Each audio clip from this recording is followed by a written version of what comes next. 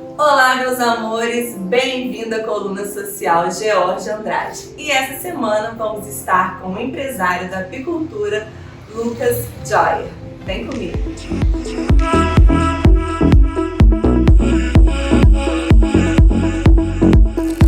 Lucas, bem-vindo à minha coluna social. Estou muito feliz de ter você aqui hoje. Gente, eu não conheço muito sobre apicultura e quando eu conheci o Lucas, que eu entendi um pouquinho desse universo, eu fiquei fascinada. Falei, gente, eu preciso entrevistar esse rapaz. E como eu gosto de uma boa história, me conta, Lucas, como tudo começou, quem que criou a empresa, quanto tempo vocês têm a JA Abelhas, conta pra gente. Primeiramente, quero agradecer o espaço que você está oferecendo a gente, o seu espaço na internet, porque é muito importante para a gente, principalmente da agricultura familiar, e principalmente em mostrar o nosso trabalho aqui em São Fidélis. E tudo começou com meu pai. Meu pai queria mel, ele gosta muito de mel, só que ninguém dava mel para ele. Então ele resolveu criar as abelhas, isso tem uns 30 anos, e depois eu comecei ajudando ele quando tinha uns 12 anos de idade. E durante a pandemia a gente percebeu que lá em casa a gente meus pais começaram a adoecer muito. Aí eu tive que me aproximar mais dos meus pais. Eu já tinha casado, mas eu tive que me aproximar mais deles. E eu sentei com meu pai e conversei com ele que a gente precisava profissionalizar o negócio. Quando a gente resolveu profissionalizar o negócio, a gente percebeu que a gente estava fazendo muita coisa errada. Tudo errado, o jeito de abordar os clientes estava errado, o jeito de mostrar o produto estava errado. Então a gente começou a estudar o negócio a fundo. E a gente percebeu também que na nossa própria cidade as pessoas não conheciam o nosso produto. Porque vinham pessoas lá das regiões dos lagos, compravam o nosso produto, levavam ele todo, mas o fidelense mesmo não conhecia o nosso produto. E a minha proposta, que você tem com meu pai conhecer, eu falei assim, pai, vamos construir um negócio primeiramente dentro de São Fidélis, ser uma referência dentro da cidade. Então por isso que a gente colocou o nome JA Abelhas, por quê? Que é para significar um negócio familiar. E Joia vem do meu sobrenome e é Almeida do sobrenome do meu pai, Magno Almeida. Então Lucas Joia e Magno de Almeida. E peguei os dois primeiros letras do sobrenome e juntei para criar a empresa, para mostrar para as pessoas que é algo da agricultura familiar. Que é uma coisa que é muito característica, que é a agricultura familiar que coloca comida na mesa hoje, principalmente no Brasil. Nossa, que interessante. E eu falo muito isso, gente. Eu acho que tudo que é feito, construído com amor e com a família, não tem como dar errado. Lucas, conta pra mim, como que é um apiário? E o apiário, ele tem assim uma quantidade certa de colmeias, por exemplo, ela só pode ter 10 colmeias, 20 colmeias, ou depende do tamanho? Como que é essa estrutura de um apiário? Olha, a gente, como eu te falei, a gente antes fazia as coisas bem desorganizadas. Como a gente começou a estudar sobre apicultura, fazer uma apicultura profissional, para ser uma referência dentro da nossa cidade, a gente percebeu que existe um limite realmente para cada apiário. Então hoje tem programas de computador que você consegue medir uma área, no Google mesmo, você consegue fazer um mapeamento de satélite e naquela área onde você instala o apiário, você tem como saber a quantidade específica. Então lá no mapeamento de satélite ele vai medir o pasto apícola, porque tem o pasto, quem cria gado, tem o pasto das vaquinhas lá, na abelha chama pasto apícola, que são a vegetação, as florestas, as flores. E nesse mapeamento de satélite tem como medir a quantidade de vegetação que tem naquele perímetro que a abelha vai circular e ele vai te dar um número. Por exemplo, nós temos apiários que a quantidade de pasto apícola é de 40%. Então a cada 1% de mata você coloca uma caixa. Então naquele apiário eu consigo instalar 40 caixas. Eu tenho apiários que tem uma área que é muito desmatada. Então lá só tem 15% de mata. Então só vou botar 15 caixas. Então é o mapeamento por satélite que vai me dizer a quantidade de caixas que eu vou colocar dentro do apiário. E um apiário basicamente é o lugar onde a gente vai produzir os alimentos. Vai produzir o mel, a própolis, o pólen e a geleia real. Ali é o lugar a unidade de produção na apicultura. Quanto tempo uma colmeia ela leva para produzir o mel? Isso vai depender muito do bioma. Por exemplo, a gente está no bioma de Mata Atlântica. Então, a safra do mel ela vai se dividir durante 8 meses. O mel vai chegando muito lentamente. Então, uma colmeia ela leva em média de 6 a 8 meses para chegar ao ponto de colheita. Entendeu? Por quê? A abelha, quando ela vai lá na flor, ela vai colher o néctar. Quando ela colhe o néctar, ela vai depositar esse néctar para outra abelha. E esse processo, esse néctar, ele vai de abelha em abelha dentro da colmeia. Esse processo leva 72 horas até ela depositar no favo. Então é um processo lento. É uma maturação que o produto vai tendo de forma lentamente. Isso a gente até aprende quando a gente lida com as abelhas, que até o nosso desenvolvimento profissional, ele tem uma maturação, né? Ninguém nasce pronto de um dia para outro. Então até nisso as abelhas nos ensinam que na vida a gente tem que ter um pouco de paciência e aos poucos, até como profissionalmente, a gente vai maturando, a gente vai melhorando. Então o mel, a produção do mel, ela vai depender muito do bioma.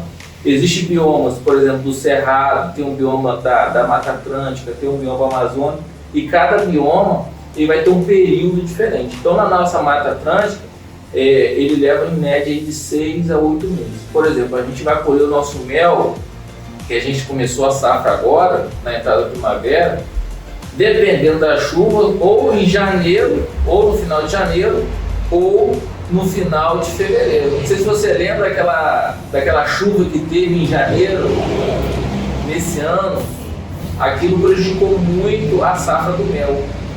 Entende? Então a gente fica aí trabalhando com as abelhas, mas também observando o tempo para ver como é que vai ser. Mas em média é no final de janeiro de ano que vem ou no final de fevereiro. Vai depender muito do comportamento da chuva. Interessante, né? Realmente é uma coisa que você tem que aprender mesmo, ter paciência, né? É paciência, entendeu? Então hoje a apicultura ela é ainda muito amadora, entende? Então é uma atividade, se você for em Santa Catarina, é uma atividade que tem muito profissionalismo, e no Rio de Janeiro ainda não é levado muito a sério, entendeu? Então tem que ter investimento público. É uma cadeia. Lucas, me conta aqui, como que é a extração do mel, né? E quantas vezes vocês conseguem fazer essa colheita por ano? E qual foi a maior colheita que vocês já fizeram lá na JA? A extração do mel ela tem que ser dentro de um ambiente limpo, higienizado. A gente tem a nossa sala do mel lá. Você basicamente vai no final da safra, você colhe em média 1 ou 2 vezes, vai depender muito do comportamento da chuva, né? Tem períodos que você colhe 2 vezes, tem períodos que é 1 vez só. Então vai depender muito do comportamento da chuva.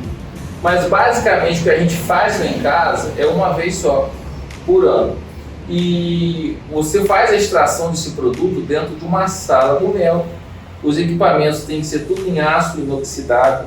Então hoje em dia a gente vê muita extração de mel nos matos, você vê muito mel fermentado, o mel tem que estar maduro, tem que dar aquelas espumas em volta assim, do produto, que é o mel tirado antes da hora. Então por isso que a gente espera o processo de maturação, para a abelha realmente fazer esse processo natural mesmo, para ele madurar, para ele ficar no ponto de colheita. Então é tudo feito dentro da sala do mel, com boas práticas de manipulação.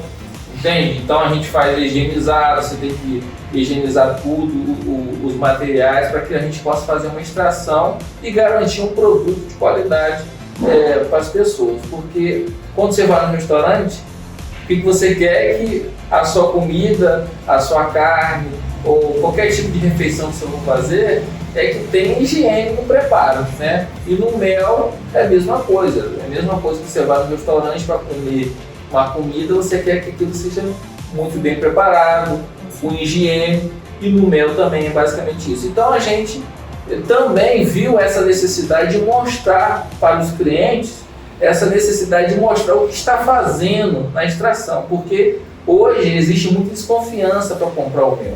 Às vezes, pela pessoa não conhecer o produtor, ela tem desconfiança de comprar o produto. Então, as redes sociais, a gente aproveitou as redes sociais para mostrar o passo a passo de como a gente faz as extrações do mel, como a gente faz a colheita, para quebrar essa desconfiança e a gente ir educando o consumidor para o consumo do produto de qualidade.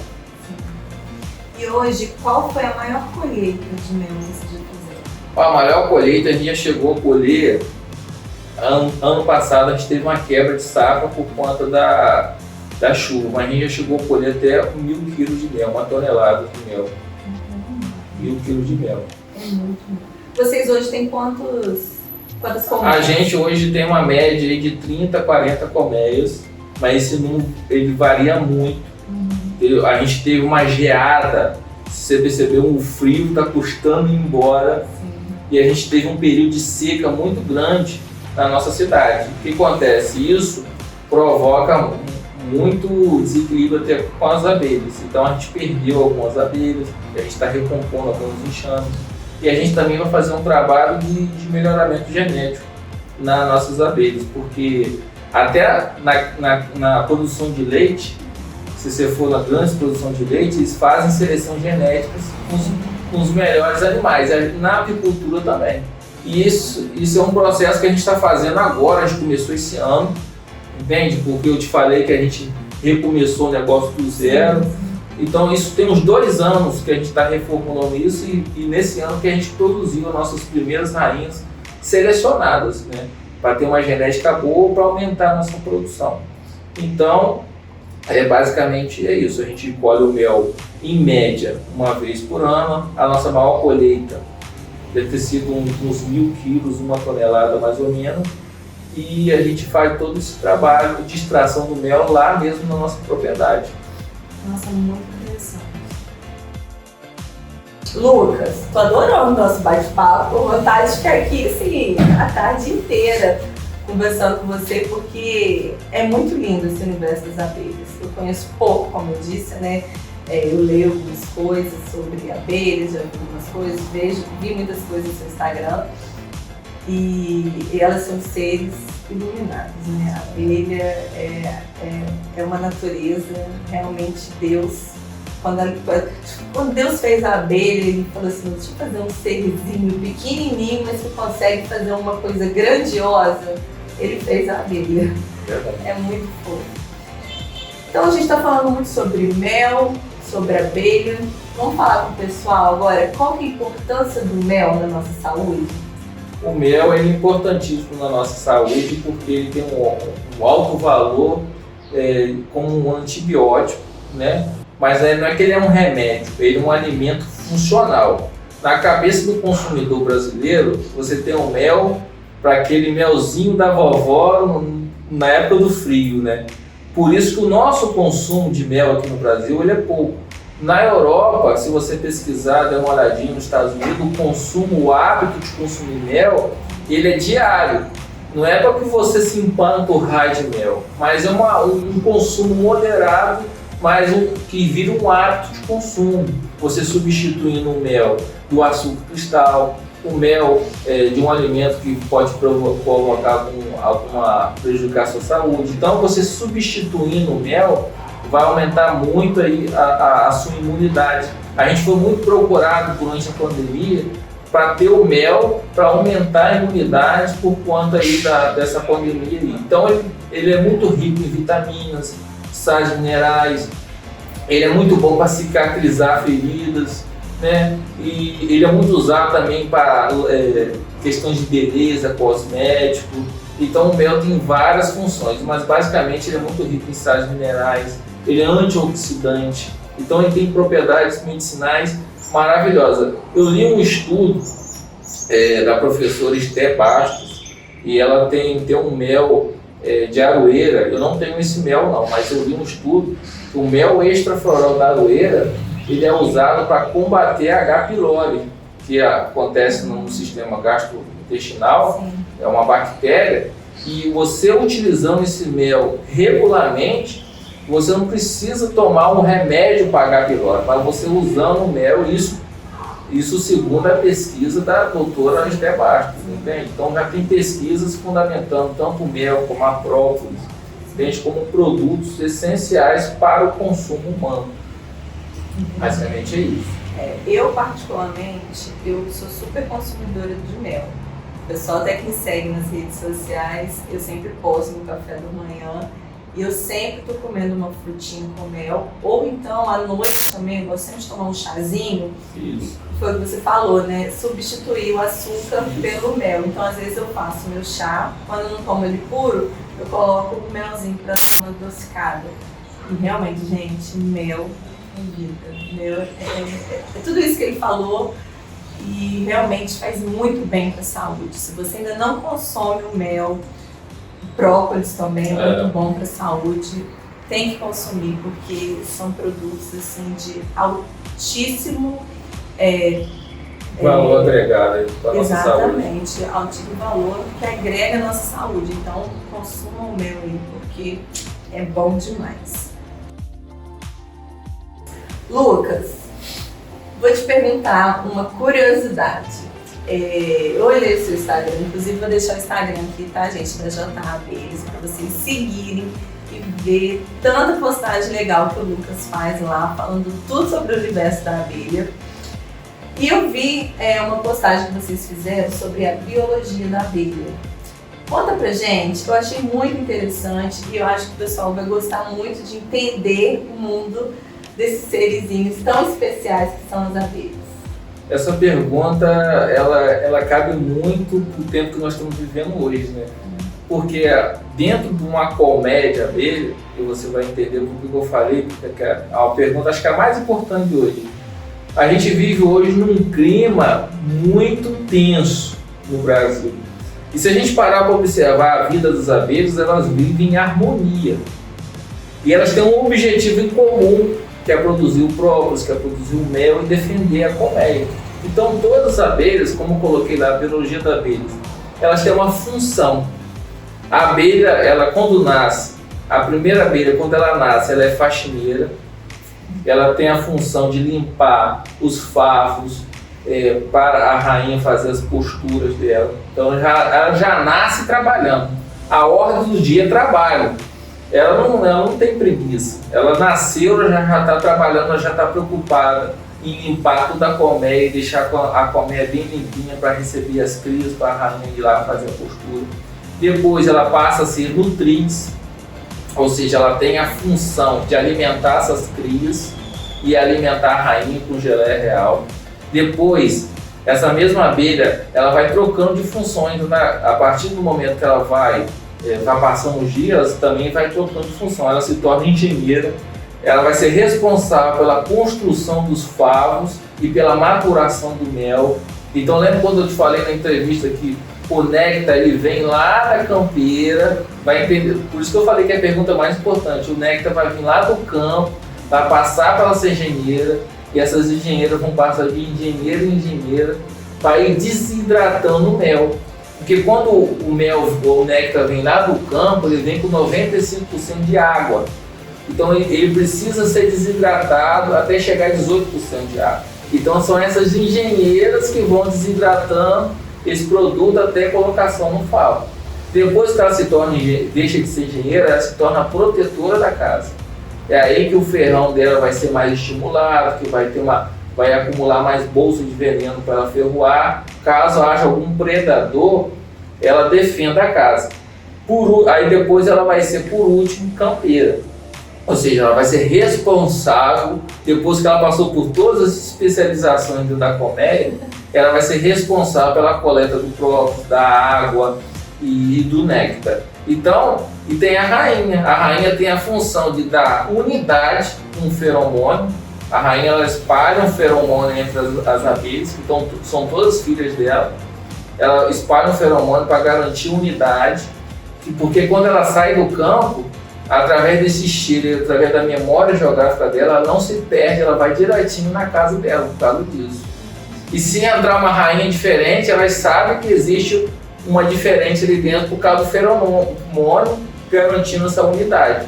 E também tem o zangão, que é o macho da colmeia, que a única responsabilidade dele é fecundar a rainha. Então, por que eu disse isso? Porque a gente vive um momento que a gente precisa de unidade, de pacificação, de harmonia.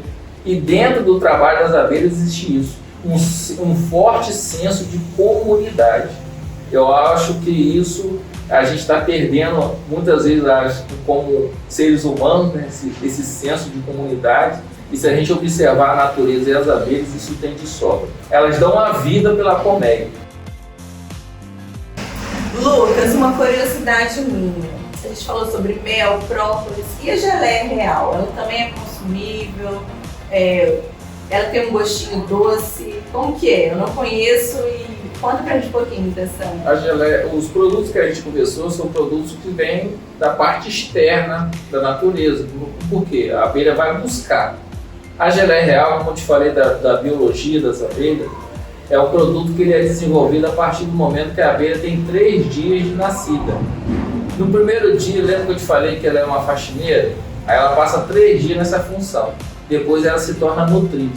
A partir do momento, uma glândula da abelha começa a pulsar e começa a escorrer o líquido dessa glândula. Esse líquido passa a mensagem para a abelha que ela tem que alimentar a rainha, que alimentar as crias, e esse líquido é a geleia real, basicamente é isso. Então é um produto que sai de dentro da abelha, igual a cera de abelha, que as mulheres gostam muito de fazer depilação, são produtos que saem de dentro da abelha. Então a geleia real é um produto que sai de dentro da abelha e ela tem um gosto muito ácido, entende? Mas é um produto que ele é completo do ponto de vista medicinal, nutricional e faz muito bem à saúde. E tem um valor agregado muito alto, porque a gente não tem grandes produtores de geleia real no Brasil e a produção dela necessita de uma tecnificação maior do produtor e um número muito grande de colmeias. Então o produtor muitas vezes, principalmente da agricultura familiar, opta pelo mel porque é menos investimento e menos também tecnificação. Então basicamente isso, mas é um produto maravilhoso que está tendo uma demanda aí, já pessoas já me procuraram para ter geleia real, e aumentando a demanda a gente com certeza futuramente vai trabalhar assim. Não só com a geleia real, mas também com o pólen. Gente, que interessante, né? O mundo das abelhas, como que esses seres tão especiais nos ensinam tanto. Eu espero que todas as pessoas que assistam essa entrevista pensem mais um pouquinho, né, e tenham mais essa comunhão, né, como as abelhas nos ensinam. Lucas, muito obrigada. Eu amei o nosso bate-papo, deu para aprender bastante sobre esse universo das abelhas. Lógico, eu queria ficar aqui mais um tempão conversando com o Lucas, mas a gente tem que finalizar. Muito obrigada, amei conhecer. Gente, sigam o Lucas, tá? JA Abelhas aqui. Vou deixar aqui o Instagram deles para vocês conhecerem mais esse universo das abelhas, essa empresa fantástica, a empresa dele. Eu tenho certeza que vocês vão amar, ainda muita dica legal lá. E faz muitos vídeos também mostrando como que é a extração do mel. É muito interessante. Então sigam o Instagram dele, que vocês vão aprender muito mais sobre esse universo desses seres tão pequenininhos e especiais. E Jorge, a gente que agradece pela oportunidade de estar mostrando nosso trabalho na agricultura familiar. A gente tem muito orgulho, né? E parabéns pelo seu trabalho também, pelas perguntas que desenvolveu uma conversa muito agradável. A gente pôde tirar um pouco das dúvidas que as pessoas têm.